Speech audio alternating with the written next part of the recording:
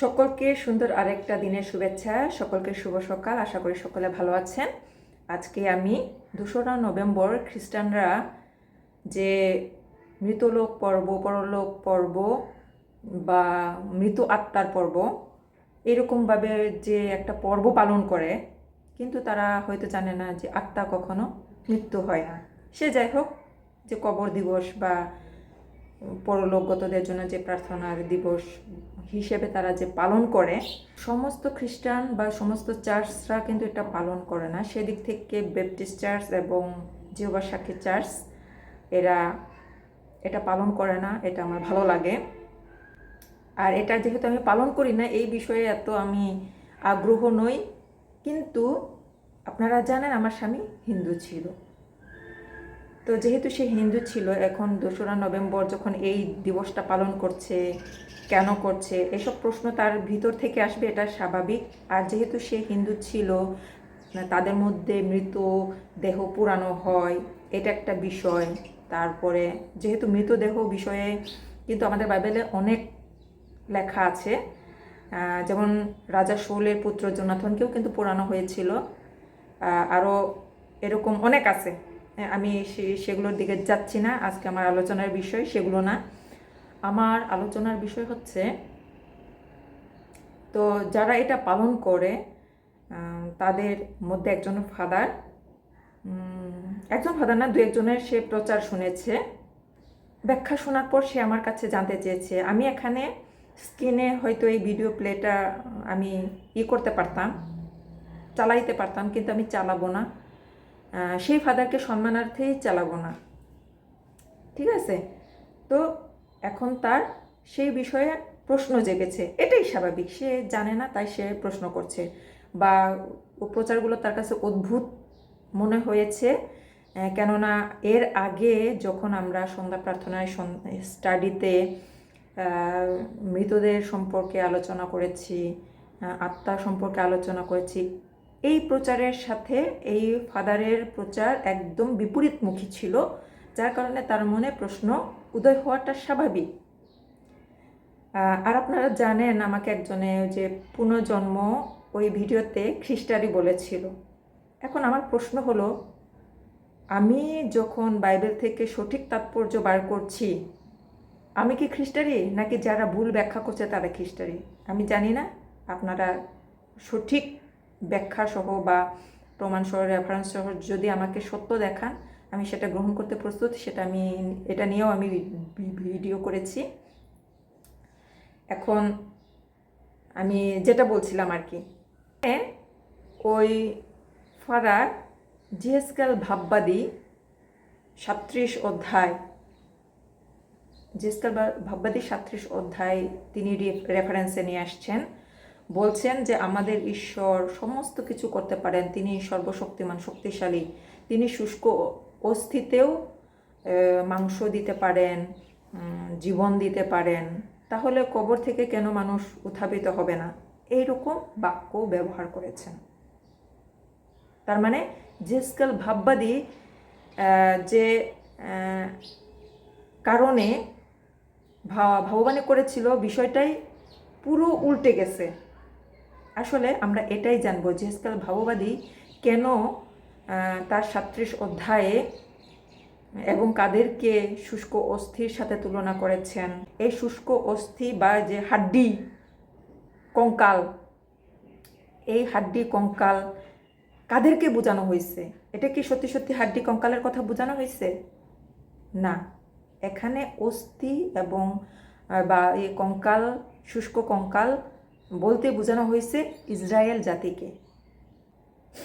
আমরা জানি 70 শতকে, অর্থাৎ প্রভু যীশু খ্রিস্টের মৃত্যুর পর যে 70 শতক, সেই সময়ে কিন্তু ইসরায়েল জাতি সারা বিশ্বে ছড়িয়ে ছিটিয়ে এলোমেলো হয়ে গিয়েছিল, তাদের দেশ থেকে নির্বাসিত হয়ে গিয়েছিল। তারা তাদের দেশে ছিল না। 70 শতকে এলোমেলো। তাদের মধ্যে থোমা ভারতবর্ষে এসেছিলেন অন্যতম, আরও অনেকেই এসেছিলেন। ওই সময়কালে 70 শতকের সময়কালে কিন্তু ইউরোপ, আফ্রিকা, এশিয়া মহাদেশে ছিল। তখন উত্তর আমেরিকা, দক্ষিণ আমেরিকা, অস্ট্রেলিয়া এই মহাদেশগুলো আবিষ্কৃত হয়নি, জানতো না। তো সারা বিশ্ব বলতে এই 3 মহাদেশে কিন্তু ইহুদিরা ছড়িয়ে ছিটিয়ে চলে গিয়েছিল তাদের নিজ দেশ থেকে নির্বাসিত হয়ে। আপনারা এটা জানেন। এখন নির্বাসিত হওয়ার পর প্রায় 14 থেকে 1500 বছর তারা দেশ থেকে বিচ্ছিন্ন ছিল। তারা তাদের দেশে যাইতে পারে নাই। এখন তারা যখন ছড়িয়ে ছিটিয়ে বিভিন্ন জাতির মধ্যে ঢুকে গেছে, তখন আসলে নিজ দেশ থেকে বিতাড়িত, সে অন্য পরদেশে রয়েছে, সে তার নিজস্ব সংস্কৃতি ব্যবহার করতে পারছে না, পালন করতে পারছে না, নামহীন, পরিচয়হীন, আইডেন্টি করার মতো কিছু নাই। মানুষের পরিচয় কিসে? মানে আপনি আমাকে কিভাবে চিনবেন? শুধু নাম দিয়ে আপনি যদি আমাকে খুঁজতে যান, বা আমি আপনার সামনে উপস্থিত হলাম, আপনি তো আমাকে চিনবেন না। আপনি আমাকে চিনবেন আমার এই চেহারা, এই মাংস, এই চামড়ার দ্বারা যে কঙ্কালটাকে ঢাকা, এইটা দ্বারা আপনি আমাকে চিনবেন। শুধু যদি আপনি আমাকে কঙ্কালও দেখেন, আপনি আমাকে চিনতে পারবেন না। 1971 সালে যে মুক্তিযুদ্ধ হয়েছিল, তখন কিন্তু গণকবর হয়েছিল, বধ্যভূমি এরকম বলে। সেখান থেকে একটা কঙ্কাল বের করে আপনি তাকে চিনতে পারবেন না। বড় জোর ডিএনএ টেস্ট করে আপনি এতটুকু অবগত হবেন যে এই কঙ্কালটা আসলে মানে নারী নাকি পুরুষ, এটা আপনি জানতে পারবেন। ইসরায়েল জাতি ঠিক এমনই হয়ে গিয়েছিল। দেখেন, যখন একটা মানুষ নিজের জাতি, নাম, পরিচয়, পরম্পরা, সংস্কৃতি এইসব হারিয়ে ভিন্ন জায়গায় গড়ে ওঠে, তখন সে সেই কঙ্কালের মতোই, তার কোনো নিজের দেশ নাই। তখন এইটাকেই প্রতীকী হিসেবে জেসকাল বাব্বাদি বলেছিল শুষ্ক অস্থি বা কঙ্কাল। এরা কি আবার জীবিত হতে পারবে? জিজ্ঞাসা করা হয়েছে। ঈশ্বর সদাপ্রভু বলেছেন যে তাদেরকে আমি আবার চামড়া দিব, মাংস দিব এবং তাদের ভিতরে আমি প্রাণ দিব। অর্থাৎ তাদের আবার পরিচয় আসবে, তাদের একটা দেশ হবে। এই প্রতীকী হিসাবে ওইটা বুঝাইছেন যে তাদের আবার পরিচয় হবে, তারা তাদের দেশ পাবে, তারা তাদের সংস্কৃতি পালন করতে পারবে, তারা তাদের পরম্পরায় ফিরে আসতে পারবে। এই কথা তিনি এই 37 অধ্যায়ে বুঝাইতে চাইছেন। এটা দ্বারা তিনি যে কবরে যারা মারা গেছে, এখন তো শুধু কঙ্কাল রয়েছে, এই কঙ্কালগুলো আবার মানে উঠবে, তাদের মাংস হবে এবং তারা আগের রূপ ফিরে পাবে, এই চিন্তা করাটা ভুল ব্যাখ্যা। এই জন্যই আমি বলি, আমরা যারা বাইবেল পাঠ করি, আমরা ধ্যান করি না, মনন করি না। এখানে প্রথম অধ্যায় আপনি দেখেন, জেসকেল 37 অধ্যায় 1 পদে কি বলেছে, যে জেসকেল আত্মাতে সকল তিনি করেছেন। তাহলে আমাদের বুঝতেও আত্মাতে আমাদেরকে যেতে হবে।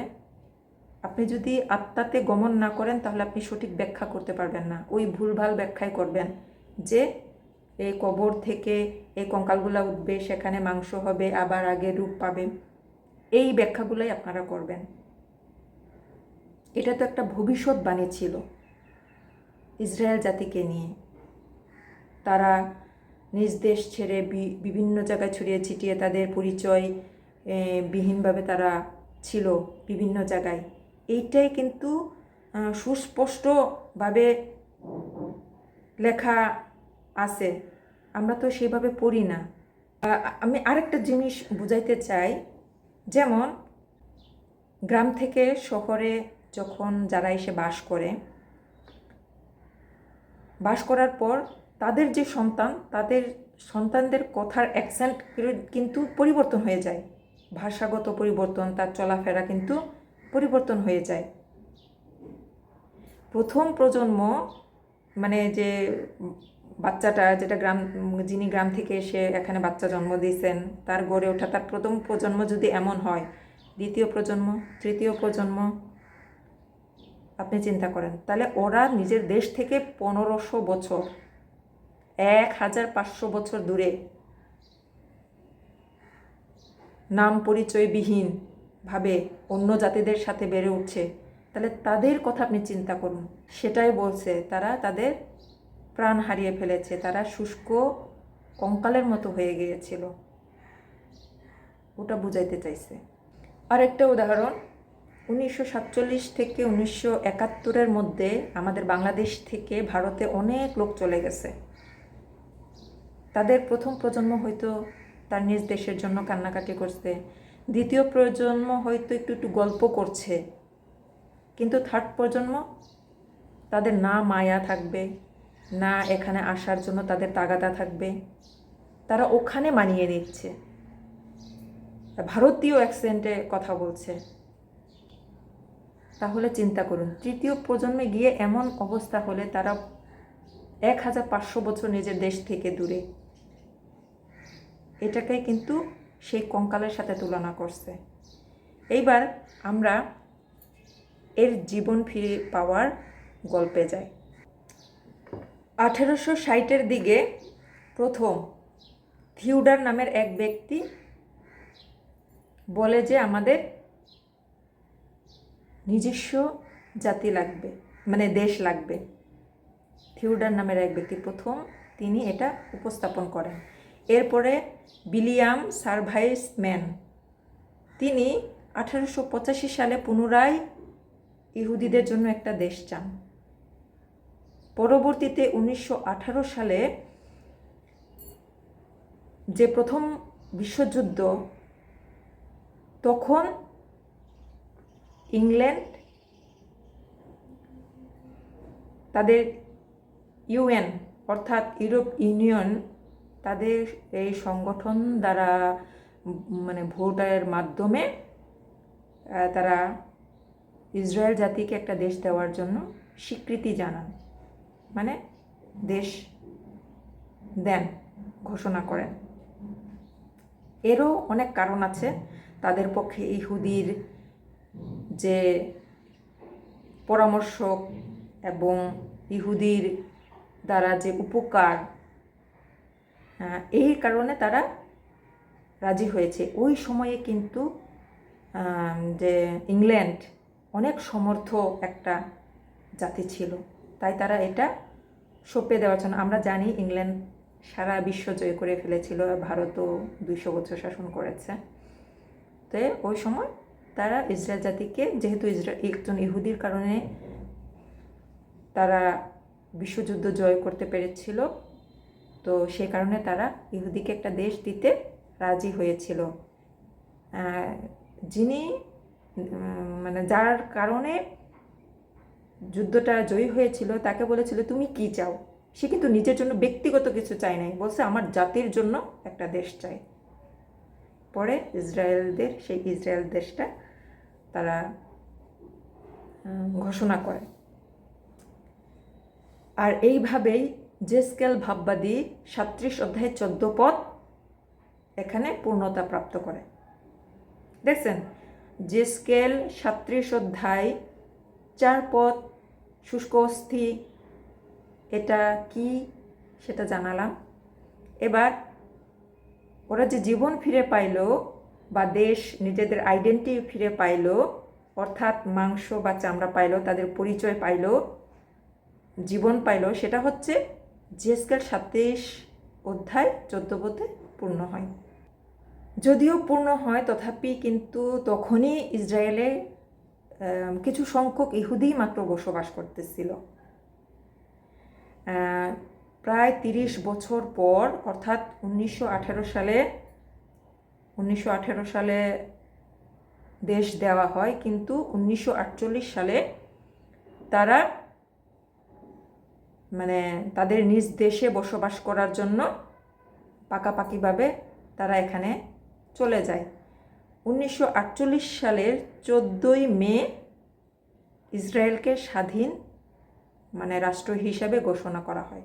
আর 1948 সালে যে তারা তাদের নিজ দেশে স্থায়ীভাবে বসবাসের জন্য আসে, এই ভবিষ্যৎবাণীটা পূর্ণ হয় হচ্ছে যিশায় বাব্বাদি 43 অধ্যায় 5 থেকে 7 পদ। কেননা এর আগে ইসরায়েল যদি কখনো তাদের নিজ দেশে এভাবে আসে নাই, এখানে এই ভবিষ্যৎবাণীটা পূর্ণ হয়। সে যাই হোক, 14ই মে স্বাধীন রাষ্ট্র হিসেবে ঘোষণা করা হয়, কিন্তু 15 মে ওদের যুদ্ধ হয়। কাদের সাথে? আশেপাশে মুসলিম রাষ্ট্রদের সাথে। কেননা তারা তাদেরকে স্বাধীন রাষ্ট্র হিসাবে ঘোষণা করার জন্য বা মেনে নেওয়ার জন্য প্রস্তুত ছিল না। এই কারণে 13ই মে ঘোষণার আগের দিন ইউরোপ ইউনিয়নের বা ব্রিটিশ গভর্নমেন্টের যারা লোক ছিল ইসরায়েলে, তারা দেশ ত্যাগ করে দিছিল ওই দিন 13 তারিখ। কারণ তারা জানে স্বাধীন রাষ্ট্র হওয়ার সাথে সাথে এখানে যুদ্ধ হবে। আর সত্যি যুদ্ধ হয়েছিল। তারা স্বাধীন রাষ্ট্র হিসেবে 14 তারিখ নিজ দেশে স্বাধীনতা পায়। 14 তারিখ 15 তারিখই তারা যুদ্ধ করে। এটা কিভাবে সম্ভব? এটাও এই ভবিষ্যৎবাণীটা পূর্ণ হয় হচ্ছে জিএসকেল 37 অধ্যায় 10 পদ। আপনারা মনোযোগ দিয়ে পড়েন। এটা ওই ভবিষ্যৎবাণীটা পূর্ণ হয়ে যায় যে তারা জীবন পাওয়ার সাথে সাথে একটা বাহিনী হয়ে গেছে। অর্থাৎ যেদিন তারা স্বাধীন রাষ্ট্র পায় ঘোষণা হয়, তারপরের দিনই তারা যুদ্ধ করে, একটা শক্তিশালী বাহিনী হয়ে যায়। এখানে এই ভবিষ্যৎবাণী এভাবে পূর্ণ হয়। কিন্তু আমাদের ফাদার, আমাদের পুরোহিত, আমাদের পাস্টার, আমাদের প্রচারকরা এই জিনিসটাকে কিভাবে আমাদের সামনে উপস্থাপন করছে? আসলে কি সঠিক তথ্য আমাদেরকে দিচ্ছে? সঠিক বীজ বপন করছে নাকি শ্যামা ঘাস বুনছে? আমরা ক্ষেত্ররাও কিন্তু অনেকেই প্রস্তুত না। আমরা সত্য গ্রহণ করতে পারি না। বিভিন্ন ধরনের ক্ষেত্র রয়েছে, পথের পাশে, কাটা বনে, পাষাণ ভূমি। উত্তম ভূমি খুব কম, কিন্তু আমাদের উত্তম ভূমি হতে হবে। ঈশ্বরের সঠিক তত্ত্ব, সঠিক জ্ঞান আমাদেরকে গ্রহণ করতে হবে। বাইবেল পড়তে হবে আত্মাকে আহ্বান করে। তাহলেই আপনি এগুলোর সঠিক ব্যাখ্যা জানতে পারবেন, বুঝতে পারবেন এবং মানুষকে জানাতে পারবেন। এই ব্যাখ্যাটা আমার স্বামীকে আমি জানানোর পর তিনি বুঝেছেন যে হ্যাঁ, বিষয়টা এমনই। কিন্তু তোমাদের ফাদার পুরোহিতরা কেন এইভাবে ব্যাখ্যা করেন? ঈশ্বর সর্বশক্তিমান, ঠিক আছে, কিন্তু আর তিনি কোনো পরিকল্পনা করে, তিনি কোনো উদ্দেশ্যেই এই ভবিষ্যৎবাণী জিএসকেলের মাধ্যমে জানিয়েছেন। তাহলে তারা ভুল ব্যাখ্যা করছে। তাহলে কি তারা আসলে, অনেকেই আহ্বান করা হয়, অনেকেই ফাদার পুরোহিত প্রচারকের পথে যায়, কিন্তু আসলে সবাই তো আর পবিত্র আত্মা সম্পন্ন হয় না। সবাই তো ঈশ্বরের কৃপাপ্রাপ্ত না। আমাদেরকে যাচাই বাছাই করতে হবে, বুঝতে হবে।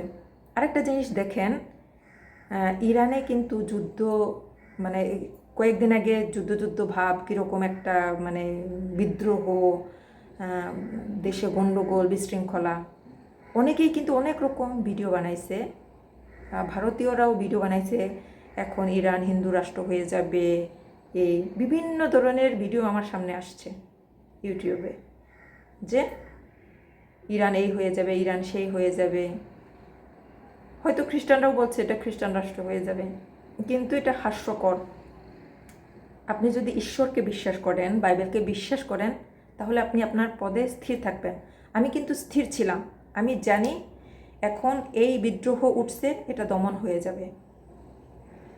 যদি জিএসকেল ভাববাদী পুস্তক 38 এবং 39 পূরণ হতে হয়, তাহলে এই বিদ্রোহ বেশি দিন চলবে না। এটা আমার জানা ছিল, বিশ্বাস ছিল ঈশ্বরের বাক্যের প্রতি, বাইবেলের প্রতি।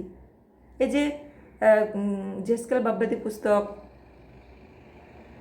37 অধ্যায় পূর্ণ হয়ে গেছে, এখন 38 পূর্ণ হবে।